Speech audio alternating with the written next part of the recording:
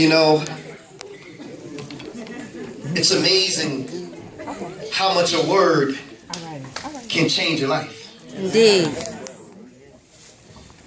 Jesus wasn't killed because he had a great army and tanks and guns and weapons. He was killed because he had a word. And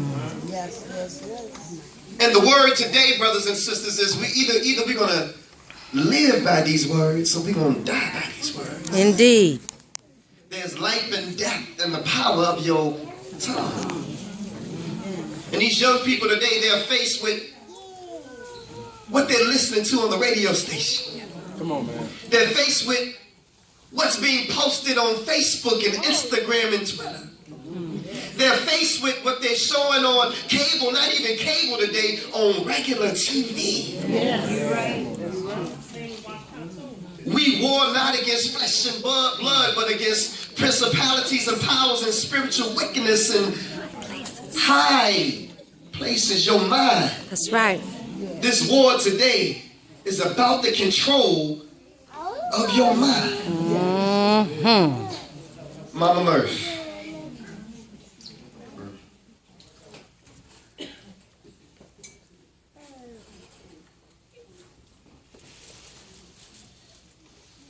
I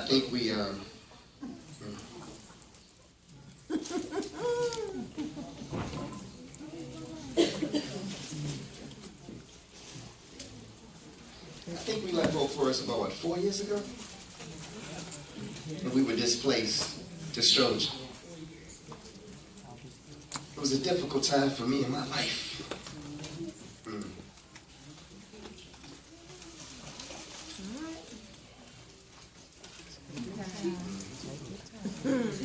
I had just lost my son.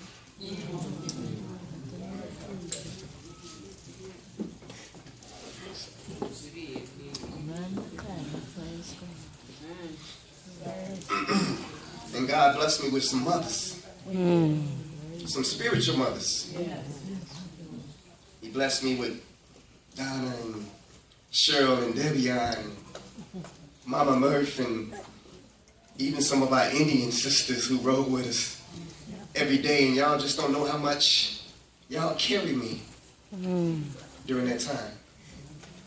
There was times when I was weak and y'all didn't even know it. I tried to put a good face on. But I love you so much. And I thank you so much for what you poured in me. The little words that you would say to me.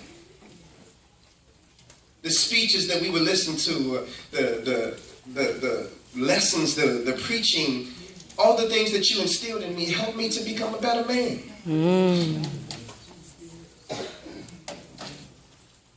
And so there'll never be another you for me in my life. So I'm glad that I got you now, and I'm glad that you're getting your flowers while you're here and while you're alive. Yes. While we can tell you that we love you.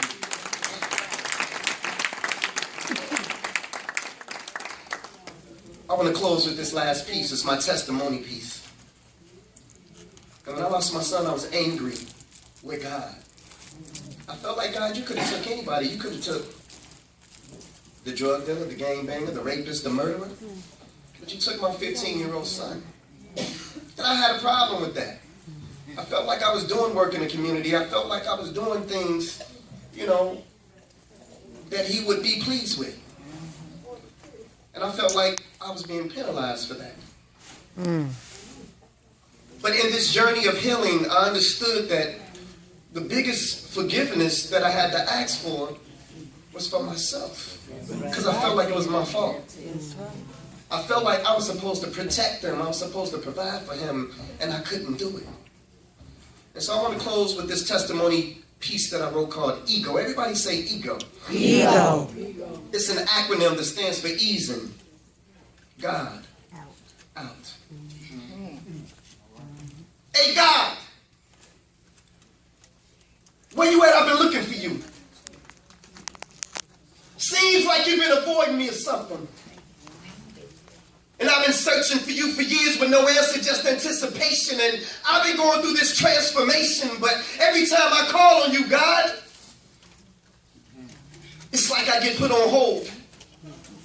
And they say that you hear all and that you see all, but seems like you ain't never available, God, when I call.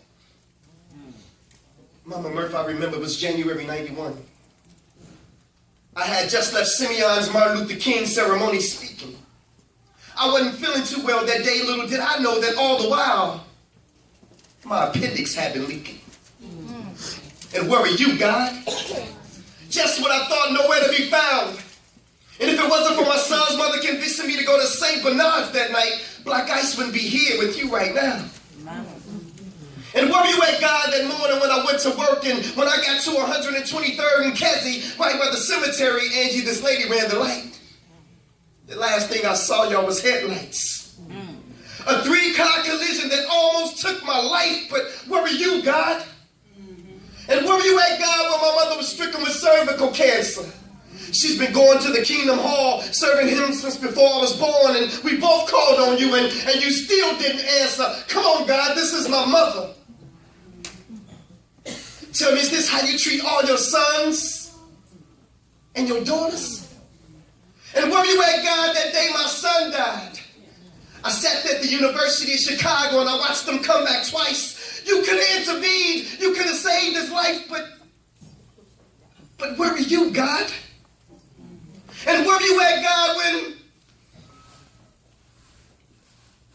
Okay, my son, I've heard enough. Now, I know that times for you have been rough, but son, where's your faith? Seems like you only seek my face when you need me, for I am a full-time God, my son. Do you really believe in me? Come on. Come on. Well, if so, then you would know that I am the creator of the universe.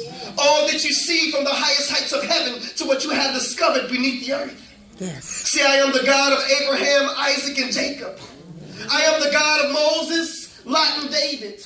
I am the one who made Solomon wise. I put Noah in the ark before the waters could rise. I gave Samson the strength to destroy the Philistines with no eyes. I am that smooth stone that David slung that smote Goliath in the head. The cracks that covered the walls of Jericho. The same one that rose Lazarus from the dead. I am the blood of the lamb of the doorpost that kept the children of Israel safe from harm. Even the staff in Moses' right arm. And I gave it the power to split the Red Sea in half. Shall I go on? Please forgive me, Father.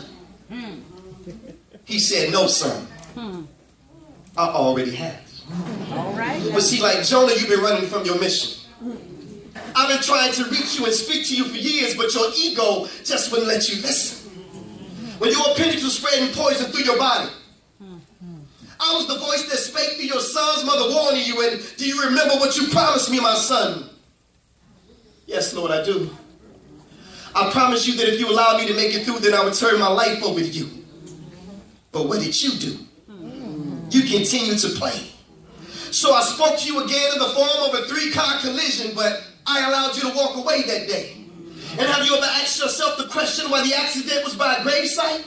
I was showing you that the road that you were traveling on ended at the cemetery if you didn't change your life. But you still didn't listen. And as for your mother's cervical cancer, I am the reason why your mother's cancer is in remission. And I know your son's gone. But his body was sick, so I relieved him of his pain, and I called him home. And yet and still I stayed by your side. All those moments that you felt alone, yet you still rejected my truth. If you only could have put your ego to the side and listened to all those whom I sent to you. Lord, you mean to tell me all the while I was waiting to hear from you? You were sending me messages through all those whom I rejected? Yes, my son, this is true. And instead of focusing on the gods and the outside, submit to the truth that you find inside. For Satan is the one who subtracts and divides, but he is the one who adds and multiplies. I'm telling y'all, he opened my eyes. And so to those of you who can't accept the truth, because your ego won't allow you to accept who the truth is coming through, take this as a lesson.